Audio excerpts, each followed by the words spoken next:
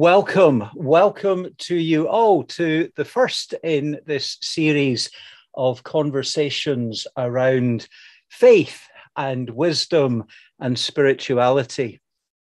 Today is Shrove Tuesday, the day before Lent begins, a time when in the Christian tradition we think on the journey towards Easter, a time for self-reflection, often a time to give things up. Maybe some of you are thinking of giving up chocolate or too much of your favorite food or a wee glass of wine or whatever it is. And whatever else you do, remember that we only give things up so that we make space for the other more important things in life, like a bit of self-reflection, a bit of intentionality around our connectedness with the things beyond ourselves, the things of faith and wisdom and spirituality. Today, we're going to be thinking particularly around wisdom, and I will introduce our guest more fully. Well, I will introduce him to you in just a moment. But to get us all thinking and to get the creative juices flowing, can I invite you just to think of the word wisdom and think what comes to mind as you think on the word wisdom? And just take a moment with your own thoughts and maybe pop something in the chat, but don't hit the enter button quite yet, or the wee arrow. What comes to mind when you think on the word wisdom?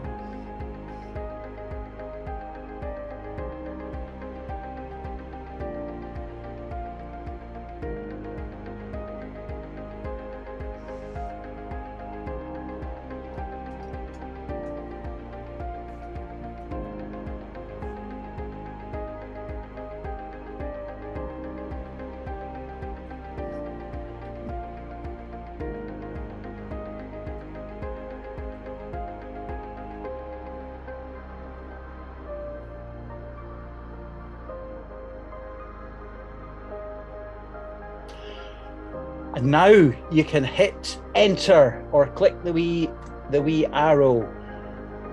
Excellent. Take a wee moment just to scroll up and see what other people are coming up with. No right answers, no wrong answers. Have a wee look at what people are saying. Wisdom.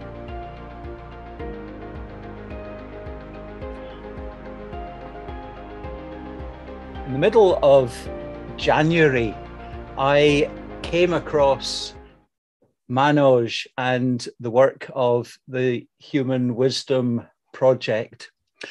The connection came about through another group that I'm part of, and I think we've got another two folk who will know about How to Be Brilliant, the group headed up by Michael Heppel. And I've been following him for a while. And through Michael's work and an interview with Manoj, I came across the Human Wisdom Project and thought, here is something that I want to know more about, because we can learn so much within the church about what's happening in the whole world of faith and spirituality and wisdom that seems to be on the increase around the world as a whole. Many more people talking about mindfulness, about meditation being an important part of daily practice. So I am absolutely delighted to be welcoming Manoj Krishna to be with us today. The day after I came across Manoj online, the day after, I got an email from another How to Be Brilliant person, emailed and said, have you come across the Human Wisdom Project? I think you'd be interested. Let's have a Zoom and I'll introduce you to Manoj. And so there was something of a great coincidence coming together there. And so welcome to Manoj Krishna. Thank you so much. It's an absolute joy to have you with us today to share in what I have to say. At the beginning of the year, I was thinking, coming up to Lent, we'll do a wee Bible study around, faith in the 21st century. And then I was thinking, faith and spirituality. And then I added in the word wisdom. And wisdom, I think, is going to be the main focus of our conversation today. And we will be coming back to that. But let's start with faith and spirituality. Manoj, would you say that you are a person of faith and spirituality? You see, the main thing to realize is the word is not the thing. Right? The word faith and the word spirituality conveys different things to different people. I guess to me, it means there's a yearning for something beyond ourselves, a yearning to feel connected to whatever word you want to use for that. I think it's something that you had written. I saw the statistic of 84% of the world's population would express something of that longing to connect with what is beyond themselves. Yes. So if we say that spirituality is a deep inner yearning to feel connected to something beyond ourselves, and we give that whatever name or no name, then really all of us human beings can come together around that and say, okay, what does that mean? And then we can explore it further. I like that idea that, beyond any religious affiliation or any particular anything, that it's about shared humanity. Yes. And, oh goodness, how the world needs some of that connectedness. Because, if you think about it, before you think of following a religion or a religious tradition or whatever it might be, it begins with the yearning, doesn't it? Right? It begins with that yearning in us to be fully connected, to be whole, to live with peace, joy, all the things we talk about. And it's from that yearning, then we seek out what we think is the path for us, or based on where we're born and so on, whether we be Christian or Hindus or Muslims or just people of faith or just spiritual or whatever. There's so many different ways now people regard themselves. I've heard you speaking about some words from Jesus. Yes. And I wonder if you can unpack a wee bit of that about why Jesus' words from the cross particularly resonate with you. Forgive them, they know not what they do. Yes, I love that line. And when you just listen to it, you've been hearing it probably from when you were young. But when you really understand what's behind that and what's going on in our thinking, that's when you can open the door to wisdom. So, for example, from the day we're born, we're all conditioned by our different influences. I call it our past influence. It could be our parents, the country we're born in, the television, the newspapers, our friends, family, all of those things. Now, this conditioning is unconscious. So you're not even aware that you are being conditioned, and yet we all become attached to our own particular conditioning influences. So it's like saying a thief has come into your house at night, put his or her thoughts in your head, and when you wake up, you'll say, they're my thoughts, and you'll fight with anyone who thinks differently, right? So I'll give you a practical example. So you're born on this side of the street in Belfast, you're Catholic, on the other side, you're Protestant. You may grow up not liking each other, or even worse, hating each other. But the moment you ask why, you realize, we've both been conditioned. We've read different storybooks, different influences. We've believed everything we heard, right? And we've become attached to it. The moment you and I see that, we put our guns down. We say, hey, we're brothers with the same process in both of us. But this process of conditioning affects all our actions, all our behaviors, and so on. So let me tell you a story about forgiveness and how this links into conditioning. So I was talking to a group of teachers in Newcastle about all this stuff, wisdom and understanding ourselves and so on. And this teacher came to me at the end and she was crying. And so I started to apologize, saying maybe I'd upset her, And she said, no, what you've said today has helped me forgive my parents. So I asked her why. And she said, I had a boyfriend who had a different skin color to me. And my parents refused to accept him. And we got married, and there's been 20 years of heartache. Grandchildren haven't met their grandparents and so on. Everyone has suffered. But now I realize that their actions came from their unconscious conditioning influences after the war, which they're not even aware of, you see. And what brought compassion and forgiveness is I realize I am the same. That means my thoughts and actions come from my influences, which I'm not even aware of. So because I see the process in both of us is the same, that's what awakens compassion. And from compassion comes forgiveness. Mm. So you see, sorry, go on.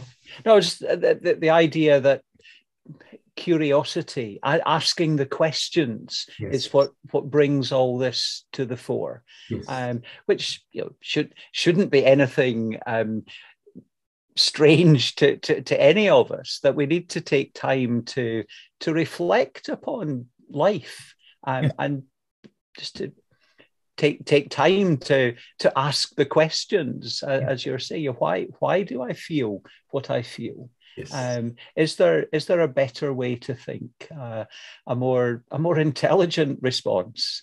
What's going on in my thinking to make me feel this way or think this way?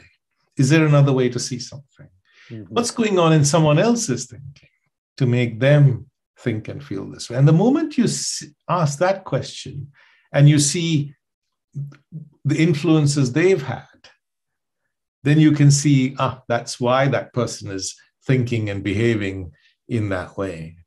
And they're not even aware of it, you see. So from that understanding comes compassion, and you can deal with people in a different way. I've got 3 young children, well, they're teenagers now, but I've certainly experienced the why, Dad, why is this, why that, and I think we lose that as we grow up, don't we? Yes, we do. What we need is a simple curiosity, right? But we need one more thing. Along with curiosity, we need to be able to look at ourselves without judgment. Because we're so used to judging ourselves and being critical of ourselves as right or wrong or good or bad, and judging others as the same, right or wrong, good or bad. And if we can bring this curiosity along with this lack of judgment, because as soon as you start judging, you can't look any further. Your looking gets blocked. So just to be open and say, because I'm the same human being you are. Like my heart works in the same way yours does. Our minds work in the same way too. So once we see that every emotion I feel, whether it's guilt or fear or shame, whatever it is the same in every human being. That allows me to be curious and look at myself as I really am. Mm-hmm. And then to ask, hey, what's going on in my thinking to make me feel or think this way. Yeah. So that idea that Jesus spoke about, love others as you love yourself. Yes. It was something that's it makes the loving others difficult if we don't begin with an awareness of who we are and why we are the people we are. You have written a book entitled "Understanding Me, Understanding You." Yes. I've got it on Kindle. I have to confess, I haven't read. I've skimmed through it very quickly. But can you tell us a wee bit about some of the things from the book? Not too much, maybe encouraging folk to have a look at it. Well, the core idea is that a deeper understanding of yourself helps you to understand others better, right? And from this understanding comes love. So life is about relationship, for example, right? Whether it's with your parents or children or spouses or friends. And right now, if you look around the world and in our own lives, many of our relationships are either dysfunctional, unhappy, or at best could be happier.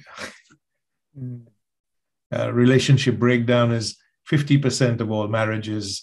And in cohabiting couples, Donald, it's 80% in the first year. Right? So just imagine the heartache that causes around the world. And if you have a deeper understanding of yourself, so I'll give you one simple example. When two people get together and they say, I do, they want to be together for the rest of their lives. But really what's happening is I'm expecting you to meet my emotional needs. You're expecting me to meet yours. And if we do, we say we love each other. The moment we stop or we can't, then love can turn to hate quite quickly. So the more you realize, these are my emotional needs, I can make a request, but I can't demand them of another person.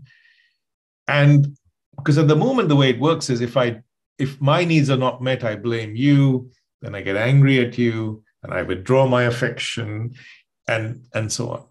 So this deeper understanding of myself and my own emotional needs, and I need to take ownership of them. It's just one small example, can really help transform all our relationships. Yeah, just as you were saying about a couple saying I do. I remember once years ago conducting a wedding that I probably conducted 400 or 500 weddings over the years, but only once have I said to a bride, sorry, can I ask you to say the vow again? Because rather than ending for as long as we both shall live, what she said quite clearly was for as long as we both shall love. And it's about that commitment for the good times and the bad times, and finding the way through those difficulties in all sorts of relationships. Yeah. Sorry. No, sometimes I'm aware that in church we can be praying for world peace, for the situation in the Ukraine, and actually where it all begins is in the petty conflicts that are going on in our own communities and in families. So would you see this greater understanding of human wisdom ultimately addressing these big world problems? Because in the end, I really believe that wisdom could end war. If we could bring this understanding to children everywhere. I speak to children a lot. I work with them, and they have the answer. They already have this wisdom.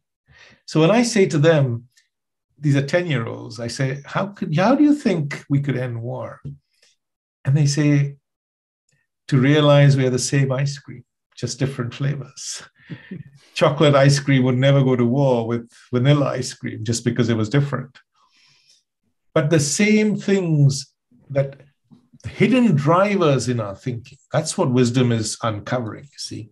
The hidden drivers in our thinking that lead to war are in Mr. Putin and all the wars that have happened, but they're also in you and me. And if we want to end war, we can begin by being our own beacons of light in the world, by working on ourselves. So, for example, we can work on understanding our conditioning and our attachment to our different identities.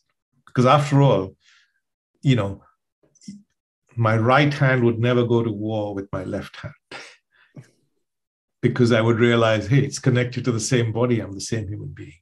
But if I'm Russian or Ukrainian, see, it's not the identity so much, it's our attachment to it. See, that's what creates division between human beings. Or it's my fear, which I've not understood. I'm afraid of you, and that fear prompts me sometimes to attack you. Or it's my self-interest. Deep down, the human mind works always from self-interest.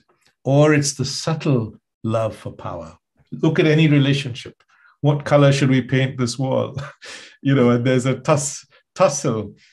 And the person who wins, it's always a tug of war, right?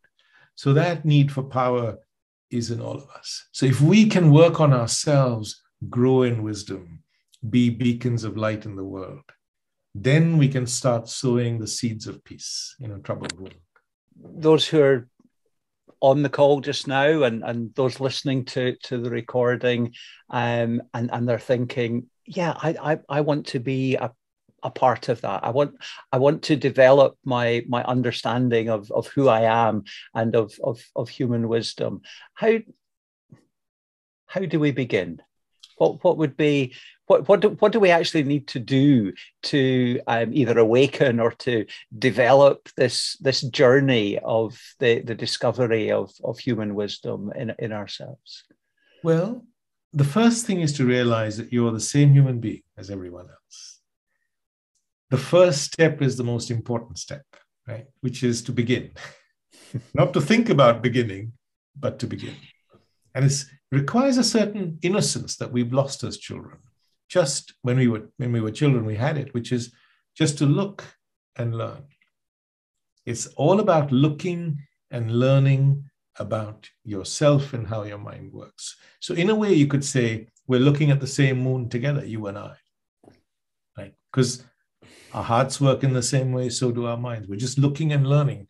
So when I say every human mind is conditioned and is not aware it's conditioned, nobody can say that's not true, because it's the same in all of us, right? Or if I say that our mind compares all the time, but we're not aware of it. So, or we all have emotional needs and so on. So either you can just begin on your own. If you need some extra support, there's a book I wrote called Understanding Me, Understanding You. It's on Amazon.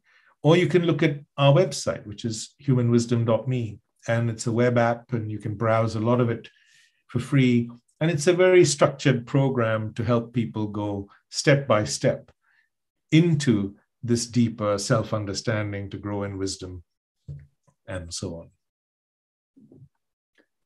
Thank you. I think now what we're going to do is I'm going to pop you into breakout rooms just for 4 or 5 minutes, and you can talk about anything you want, but try and get round to the things that have that you've really noticed in what Manoj has been saying, the things that you are now wondering, and begin to formulate some of the questions and comments that there might be in a broader conversation. We'll go into there's 12 of us on at the moment. We'll go into three breakout rooms. Welcome back. Hope you had a good couple of minutes in conversation there. Let's open the floor up now to some questions and comments. Who's wanting to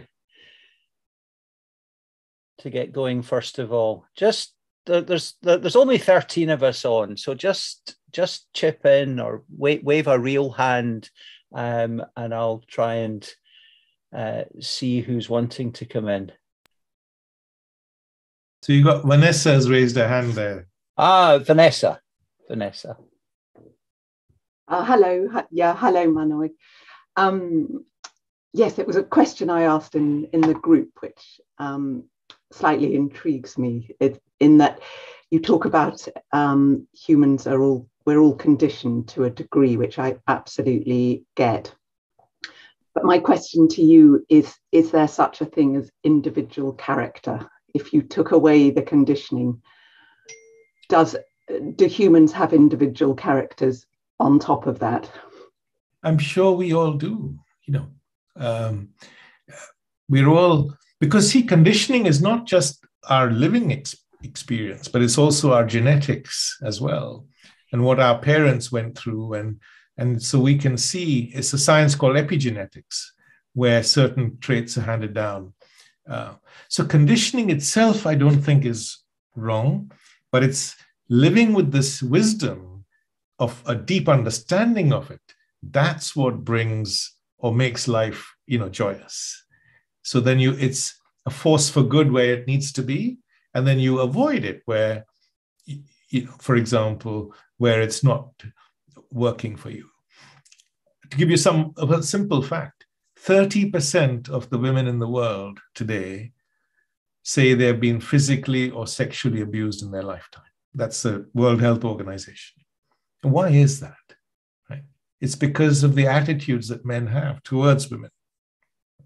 And where do those attitudes come from? Obviously from their conditioning influences, wherever. And if we could get all of us to examine those influences, then plainly we would see that this is not intelligent, and we could make a huge difference at scale. So I think our individual character, of course, will still carry on. I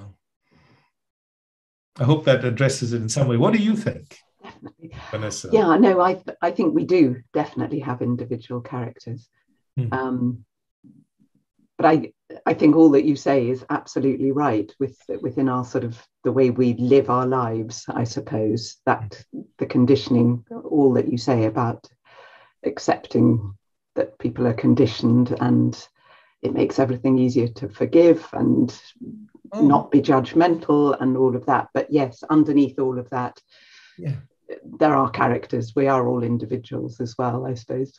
Imagine if all human beings had this understanding that they were conditioned and were able to question it and live with wisdom. How much the world would change. Yeah. And it's so simple, by the way, right? It's not complicated, Definitely. Yeah.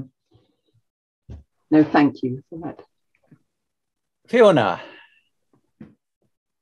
I suppose one of the things really is kind of breaking that cycle, getting people to the point where they actually start asking themselves the questions that we're considering. And that's always a challenge, to get people away from the way things have always been done and to accept that, what you were saying, the responsibility for their own happiness and their own thought processes. And it's possibly a process of maturing and reaching a stage where you can have enough confidence in yourself to question these things without losing sense of your own worth and value. And that's possibly one of the things that wisdom and that faith give us, that confidence and that worth and value to speak up and to challenge the status quo. I think you hit the nail on the head, Oh. You really did, because the hardest thing for us to do is to take ownership of our own thoughts and feelings. Because our mind is telling us it's the other person's fault. That I'm angry, that I'm stressed, that I'm unhappy, that whatever it is, it's the world around me or somebody else. But real transformation only begins when we take ownership of our thoughts and feelings. And then you explore, why do I think that way? What's going on? And it opens the door to wisdom. And if you walk through that door, on the other side of that door is beauty, love, goodness, compassion, fearlessness, all of that we seek as human beings, So I'll give you another example. Say all the religions talk about envy as a bad thing, right? Don't be envious, for example. So suppose I decide I don't want to be envious because my faith tells me I don't want to be. But I realize, actually, the fact is I'm envious, right? And I spend my life going from where I am, trying not to be envious, but I never succeed. And on the way, I get frustrated and I feel guilty, or I'm no good, I'm not a good Christian or a Hindu or whatever I might be. And this cycle goes on all my life. The wisdom approach is saying, let go of the ideal. Accept the fact that I'm jealous. Then be curious. What's going on underneath to make me feel this way? The moment I ask the question, I realize my mind's comparing all the time. And I'm not even aware of it. Little children as young as 10 will tell you this, by the way. So when I asked them, I said, how would your life change if you used comparison when you needed to, but your mind just stopped doing that automatically and unconsciously? And I'll tell you what a 13-year-old girl said. She said, I would be free. Right? It made my hair stand on end. That little children have the gift of this and the depth of this wisdom already. We just need to draw it out of them. And of course, it's in all of us too. Right? So it's not a wrong thing, conditioning or comparison, but if we understand it and are aware of it, we can live with wisdom. So then you can be completely free of envy. You only need to not be envious if the fact of envy is still alive in you. If there's no envy left in you, no comparison, then there's no need to be, to strive not to be envious, because that your mind just doesn't work in that way anymore. And it's a tremendous freedom on the other side. I suppose often we're trying to be better than other people rather than being better than we were yesterday. Sorry, Jean, were you wanting to come in? I was going to ask, is that why some old people seem to have much more wisdom than younger people? There's an acceptance there. Yeah, maybe. I'm not saying that age doesn't bring wisdom, but it doesn't necessarily do that. No. Because you could have your prejudices which you carry to your grave, for example. And that's not living with wisdom. So I think this wisdom is in the gift of every human being, starting from when you're 5 years old. And this is this is my passion, is to share this possibility with the world and watch it transform. I really believe that if we could bring this self-understanding, it's not Manoj's understanding, or it doesn't come from a book. As I said, it's like looking at the moon together. Nobody owns it or invented it. But if we live with this understanding, I think in a generation, we could change the future of humanity. We could end war. We could make relationships flourish. We could end stress and anxiety, prevent addiction. Can you imagine the suffering that addiction brings? 10% of the population is addicted to something. Obesity is a thinking problem. It's not a food problem.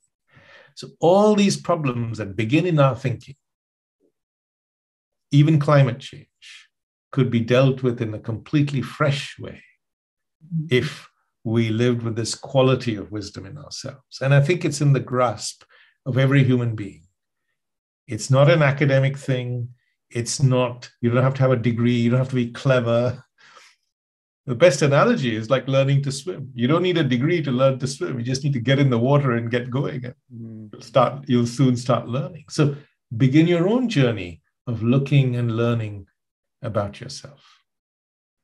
On the other side of that river lies beauty, compassion, goodness, courage, fearlessness, all the things that we aspire. And that deep yearning we have to feel connected, to feel whole, to be at peace in ourselves. Manoj, can you tell us a wee bit about what the Human Wisdom Project is doing around different parts of the world? Yeah, so we've got a really strong community of people who think in this way. And we are in 9 countries right now.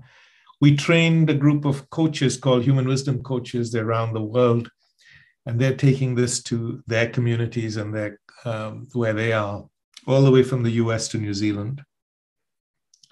We are working with Durham University to develop a wisdom curriculum for children, so that from the age of 5 to 16, you know, when you start doing maths at 5, 2 plus 2, and when you leave GCSEs, you're doing complex algebra. So similarly here, we want to build a wisdom curriculum so that children all the way through to adulthood can begin this journey of self-learning and self-knowledge. So Durham, that's our partnership with Durham University. We built this app called the Human Wisdom app. You can see it at humanwisdom.me. And we're just working to build partnerships with people. So we're starting this Wisdom and Spirituality Forum. Our first meeting is on the 12th, and we're going to explore how wisdom can help us be more compassionate. Because what I think is all our different faiths provide the impetus in us, or the energy to be better than we are, you know, to be more loving, for example.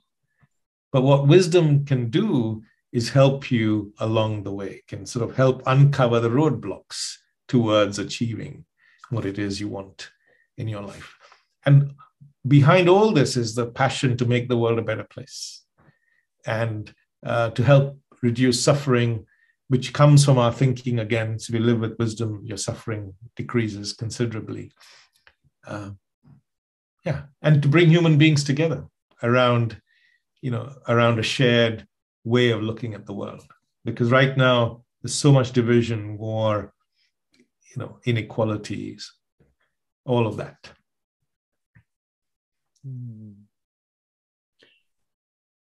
Anyone else wanting to come in with any questions, comments, contributions?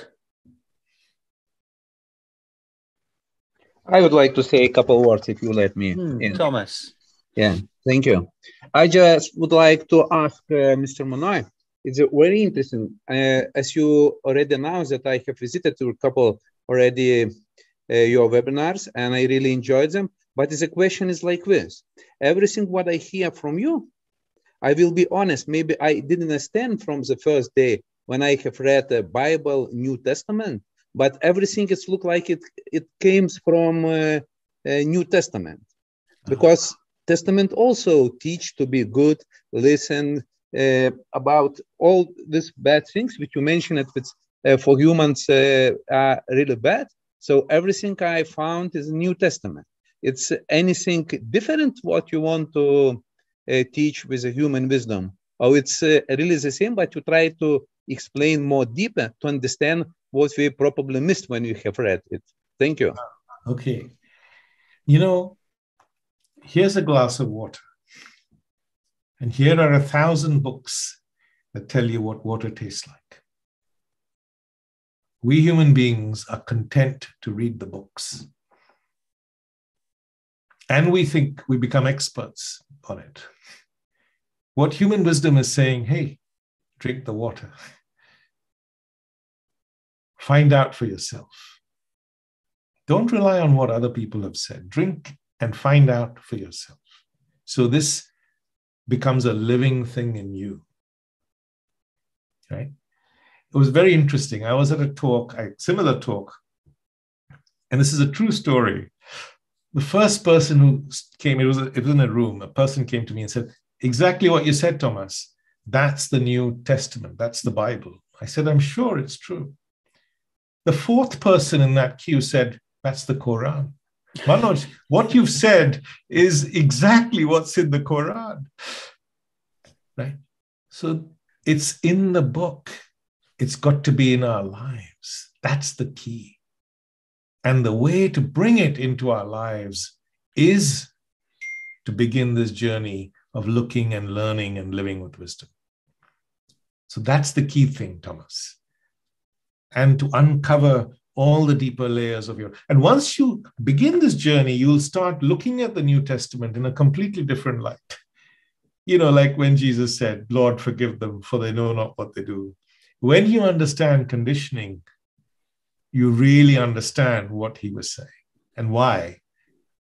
Once you understand the why, it means it carries more depth and it really brings transformation. Thank you. Thank you for that, for all the contributions.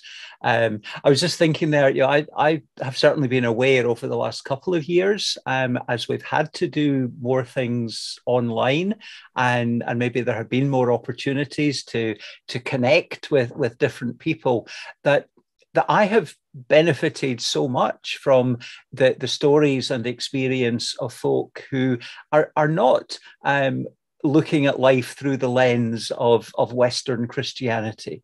And so I think, you know, without compromising any of our own deeply held beliefs, we can learn so much from one another within our shared humanity.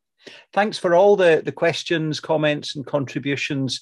I want to bring the conversation towards its close with 7 quick questions for Manoj, and don't think too much about them. But if some of them trigger another wee conversation, so be it. Some of them, there will simply be an answer, and we'll move on. And I think they're all answerable. Manoj, who would be somebody beyond immediate family that you trust completely? Oh, probably one of my closest friends, I'd say. We've been friends for 45 years. So, yeah, childhood Good. Friends. Yeah. Excellent. What's your favorite color? It's orange, actually. I love because to me, it indicates it's the color of dawn, and it's color of new beginnings. And, yeah. I think just before you arrived, we were talking about the picture in Gordon's background, and I was mentioning that picture there from Africa with the sun. Gives you a sense of timelessness, doesn't it? That color, whether it's sunrise or sunset. It's almost like it lifts the spirit, your heart opens, you know, just in some way. Yeah. Excellent. If you weren't here on this Zoom call, what would you be doing just now? Oh, I would be connecting with the University of Durham. I'm just writing them an email about this project that we're developing together. Excellent. It's very exciting.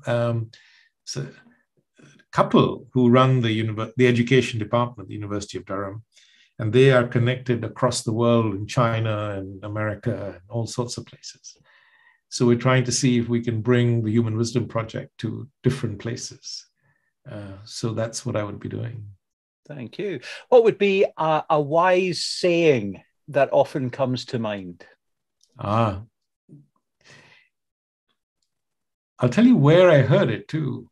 I was in Australia, in Brisbane, and someone invited me to a dinner party with bales of hay. There was a fire in the middle, and there was an old Aborigine. And I went to him. I was a young man. I said, what advice would you have for a young man beginning his journey in the world? I was training in those days to be a spine surgeon. And he said something that stuck at me ever since. He said, traveler, there is no path. Paths are made by walking. Thank you. Yeah, that's the journey of the Human Wisdom Project. You know, we don't know where we're going or where we're going to end up, but we've just started walking. We'll see what happens. I had picked that up from one of your podcasts, and I've mentioned that several times over the recent weeks. Yeah, there is no path. The path is made by walking. Brilliant. Something you enjoy doing when you're not working? Walking. I love walking in the countryside, in the woods. I love nature. I think nature is a great teacher. If you can learn to look at a tree and really pay attention, you can learn to look at your thoughts and feelings in the same way. You've answered my next question. What is something that fills you with awe and wonder? It's just nature, you know. It's the amazing, if you just look and notice, your life is, you live your life in wonder. You know, an oak tree, do you know this? An oak tree has 2,800 species living in it. Goodness. Isn't that amazing? Yeah, absolutely wonderful world that we live in. My goodness, it's such a gift, this life we have, and we squander it by through all our suffering and all of that, which is completely avoidable in my view. And the final 7th question, Manoj, tell me about a charity or a good cause that you think is worth supporting. I think it should be your church, Donald. I really do, because I think what you're doing is wonderful, to bring in this idea of these conversations around wisdom and spirituality. I mean, it opens the door to so many beautiful things and opens our minds and hearts to other possibilities. And it actually helps you be a better Christian or whatever it is that you are aspiring to be. Thank you very much indeed for that. You'll now see on screen a link where you can fulfill Manoj's suggestion. Thanks for that very generous thought. And if you do feel moved to make a wee contribution, either to the congregations here in the West Highlands, aksm.org.uk/donate, or to the Church of Scotland nationally, churchofscotland.org.uk, churchofscotland.org.uk/donate will get you to the right page there. Thank you very much indeed, Manoj, for sharing all that with us today and for giving of your time. It has been much appreciated. Just put my email in there for anyone who wants to get in touch. You're very welcome. And if you'd like to find out more, we have a series of events. In fact, tomorrow we've got one on addiction, for example, and how wisdom can help us prevent and overcome addiction. But those events are not on the website, so you have to email me separately if you want to find out more. But Donald, it's been such a pleasure, and a pleasure to meet many of your congregation and so on. So wonderful. Excellent. Thank you very much indeed. Big round of applause for Manoj. Thank you. Next week, the 8th of March, our conversation is with Olive Drain, and good to see Olive with us today. Olive, feel free to unmute yourself if you would like, and really looking forward to our conversation next week, which will focus perhaps a wee bit more around spirituality. And you've written many books, among them Spirituality to Go, and we'll be thinking about some of those things that we can build into our everyday life and experience. Thank you, Donald, and thank you, Manoj. You've just given me so many connecting points today that I resonate with. So I really appreciate the way you've kicked off and meeting everybody else. Look forward to next week. Excellent. Thank you very much indeed. Thank you to everyone for being here and sharing in this time together. Until next week, And I should say, if you've got, well, you've obviously got the Zoom link because you're here. If you've got the link for one, you've got the link for them all. So no need to register again on the Eventbrite page. Same link, same time, same place next week. Thank you to Manoj. Thank you to everyone. Be blessed, be a blessing, and may your God be with you. All right. Thank you. Bye-bye. Thank you.